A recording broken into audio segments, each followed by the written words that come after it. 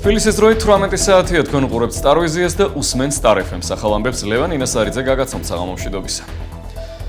მთავრობის ახალ შემადგენლობას პრემიერ-მინისტრი ირაკლი ღარიბაშვილი მთავრობის ადმინისტრაციაში ხვალ დილის 10 საათზე წარადგენს. ხვალვე გადაუგზავნის პრემიერი საქართველოს პრეზიდენტს ახალ შემადგენლობას განსახილველად, რომელმაც ეს-სია საკანონმდებლო ორგანოს უნდა გადასცეს დასამტკიცებლად. ამისათვის პარლამენტს 7 დღიანი ვადა აქვს მინიჭებული. მე შეგახსენებთ, რომ ირაკლი ღარიბაშვილმა კონსტიტუციით განსაზღვრული პროცედურების დაჩქარებულ ვადებში დასრულების თხოვნით უკვე მიმართა ქვეყნის პირველ პირსა და პარლამენტს. ევროინტეგრაციის საკითხებში სახელმწიფო მინისტრის მოვალეობის შემსრულებლის დავით ბაქრაძის შეფასებით სამთავრობო პროგრამა, რომლითაც პრემიერ-მინისტრი პარლამენტში წარდგება, ამბიციური იქნება. მოგეხსენებათ იმის შემდეგ, რაც წინამთავრობა დამტკიცდა, ბევრი რამ შეიცვალა. ასოცირების შეთანხმებას მოვაწერეთ ხელი. წინსვლა გვაქვს ნატოსთან დაკავშირებით. შედგა უელსის სამიტი და ამოქმედდა ახალი მნიშვნელოვანი მექანიზმები. პროგრამაში სწორედ ამ მიმართულებით იქნება ყურადღება გამახვილებული, ასევე საუბარი შეეხება რეფორმებს, რომლებიც განვახორციელეთ გასული თვეებისა და წლების განმავლობაში, აღნიშნა ბაქრაძე.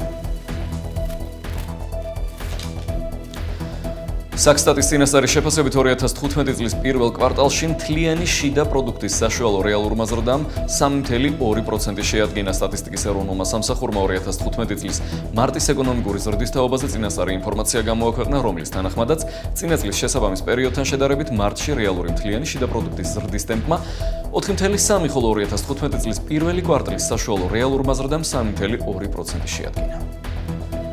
ჩეხეთმა კი საქართველოსთან ასოცირების შესახებ შეთანხმების რატიფიცირება მოახდინა.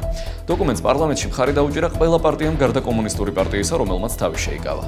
2015 წლის 18 მარტს ჩეხეთის პარლამენტის სენატმა საქართველოს ევროკავშირის შორის ასოცირების რატიფიკაცია მოახდინა. დღეს პარლამენტის წარმომადგენლობითმა პალატამ აღნიშნული დოკუმენტის რატიფიცირების შესახებ დადგენილება მიიღო. ჩეხეთის რესპუბლიკა ევროკავშირის წევრ ქვეყნებს შორის რიგით მე-19-ია, რომელმაც საქართველოსთან ასოცირების შესახებ შეთანხმების რატიფიცირება განახორციელა. ოფიციალური თბილისი რიგის სამიტისგან კონკრეტულ შედეგებს და ევროპული პერსპექტივის გამოცდილებას ელოდება. ევროინტეგრაციის მინისტრის მოვალეობის შემსრულებელი ამბობს, რომ საქართველომ ვიზა ლიბერალიზაციის სამოქმედო გეგმით განსაზღვრული ყველა საშინაო დავალება შეასრულა. მისივე თქმით, საქართველოს ევროკავშირის შეფასებით ლიდერია ასოცირების შეთანხმების გახორციელების თვალსაზრისით და შესაბამისად აქვს მოლოდინი, რომ მიღწეული პროგრესი სათანადოდ აისახება მაისში აღმოსავლეთ პარტნიორობის სამიტზე. სამიტამდე კი თითქმის ერთი თვით ადრე ცნობილი ხდება, რომ ევროკავშირის მიერ მომზადებული განცხადების პროექტი, რომელიც რადიო თავისუფლება მოიპოვა, აღმოსავლეთ პარტნიორობის წევრი ქვეყნებისთვის მნიშვნელოვან წინსვლას არ ითვალისწინებს. სხვა სიახლეები გიგი უგულავას დაცვის მხარე დღეს საკონსტიტუციო სასამართლოს მიმართავს. ადვოკატები თბილისის ყოფილი მერის უკანონო პატიმრობას ასაჩივრებენ და განმარტავენ, რომ გიგი უგულავას წინასწარი პატიმრობის ვადა უკვე ამოეწურა და მისი საპატიმროში დატოვებით კონსტიტუცია ირღვევა. დღესვე საქალაქო სასამართლოში უკანონო შემოსავლების ლეგალიზების საქმის განხილვა გაგრძელდება. სწორედ ამ საქმეზე აქვს მას პატიმრობა შეფარდებული. ეს საქმე 3 ეპიზოდს აერთიანებს. ეს არის უკანონო შემოსავლების ლეგალიზება სითი პარკი და წინასაარჩევნოდ მარნეულის საოლქო საარჩევნო კომისიაში მომხდარი ინციდენტი. შინაგან საქმეთა სამინისტროს თანამშრომლებმა ნარკოტიკული საშუალების შეძენა შენახვის ბრალდებით 2 პირი დააკავეს. დაკავებულებს შორის ერთი ამერიკის შეერთებული შტატების მოქალაქეა, მას ნარკოტიკული საშუალების უკანონო რეალიზება ედება ბრალად. დაკავებისას ჩატარებული შემოწმების შედეგად ორივე ბრალდებულს მარიხუანის მოხმარების ფაქტი დაუდგინდა. სიახლეები უცხოეთიდან მიწისძვრით დაზარალებული ნეპალი მომდევნო 3 თვის განმავლობაში დახმარებას გაეროსგან მიიღებს. ამისთვის კი ორგანიზაცია 415 მილიონი დოლარის მოძიებას გეგმავს. ნეპალის ხელისუფლებას კრიზისთან გამკლავება ისევ უჭირს, მოსახლეობის დიდი ნაწილი კატმანდუს დატოვებას ცდილობს, რასაც სადგურების გადატვირთვა მოჰყვება.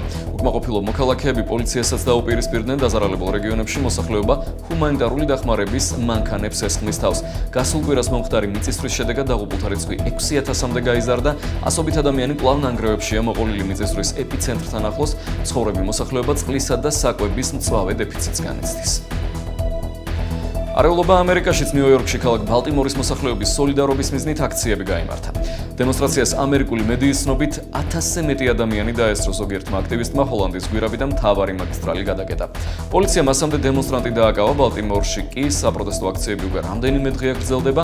მოსახლეობა პოლიციის განყოფილებაში 25 წლის ფერადკანიანი ფრედი გრეის გარდაცვალების ფაქტს აპროტესტებს და მომხდარში სამართალდამცველებს ადანაშაულებს. არეულობის გამო ბალტიმორში კომენდანტის საათია გამოცხადებული. და ბოლოს ბრაზილიაში, კერძოდ კი პარანის შტატში არეულობის შედეგად 150 ადამიანი დაშავდა. საპროტესტო აქცია, რომელსაც მასწავლებლები და სახელმწიფო სექტორის თანამშრომლები მართავდნენ, არეულობაში გადაიზარდა.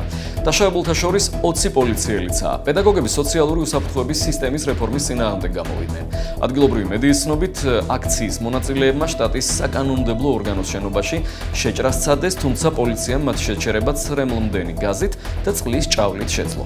სამართალდამცველების ცნობით დემონსტრანტებს შორის ზოგიერთს ნიღბებიც კი ეკეთა, ისინი პოლიციას ქვებს უშენდნენ და კორდონის გარღვევას ცდილობდნენ უხეში მეთოდებით. აი ესეთი ამ დროისთვის ჩემს ხელთ არსებული ყველა ძირითადი სიახლე. მე საუკეთესო სურვილებით გემშვიდობებით.